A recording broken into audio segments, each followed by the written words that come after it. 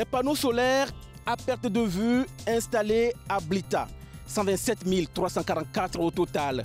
La centrale photovoltaïque tchèque Mohamed bin Zayed est d'une capacité de 50 MW. Elle va générer environ 90 255 MWh d'énergie par an.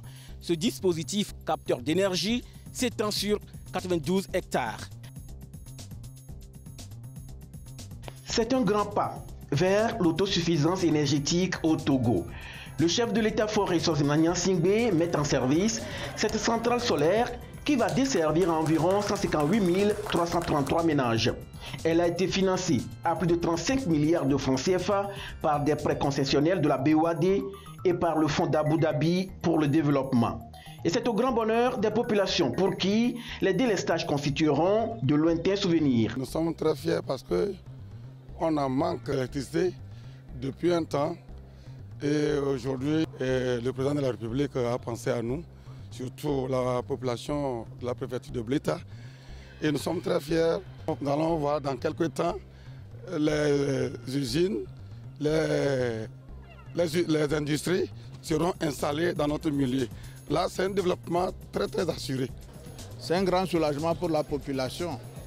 Nous avions eu par le passé des problèmes d'électricité, des coupures intempestives dues à l'insuffisance du courant. Donc il y a une faiblesse et donc cette centrale vient régler pour toujours les problèmes d'insuffisance que nous avions eu dans le temps passé. Malgré la crise sanitaire liée au Covid-19, Améa Power a réalisé ce projet d'énergie renouvelable en seulement 18 mois. D'ici la fin de l'année 2021, 20 MW supplémentaires seront construits, ce qui fera de cette centrale la plus importante dans la sous-région ouest-africaine. La centrale est constituée de technologies tracker. Ces technologies permettent aux panneaux solaires de pouvoir suivre le cours du soleil pendant la journée. Et cette centrale a une particularité où elle peut distribuer de l'énergie à deux niveaux de tension. Au niveau 161 kV pour la distribution de la ligne qui va se coder à Takpamé et la distribution 33 kV qui va sur la distribution locale pour Blita. Donc l'énergie produite de cette centrale, 9% seulement est suffisant pour pouvoir servir toute la ville de Blita. Et les autres 91% seront desservis toutes les autres régions environnantes comme Sokodé, Kara, Atakpamé et les autres. C'est le fruit d'un partenariat public-privé concrétisé en seulement 2 mois après Kekeli Efficient Power. Chers partenaires techniques et financiers, émiratis et régionaux, sachez que nous vous sommes très reconnaissants de nous avoir accompagnés dans la concrétisation de ce projet.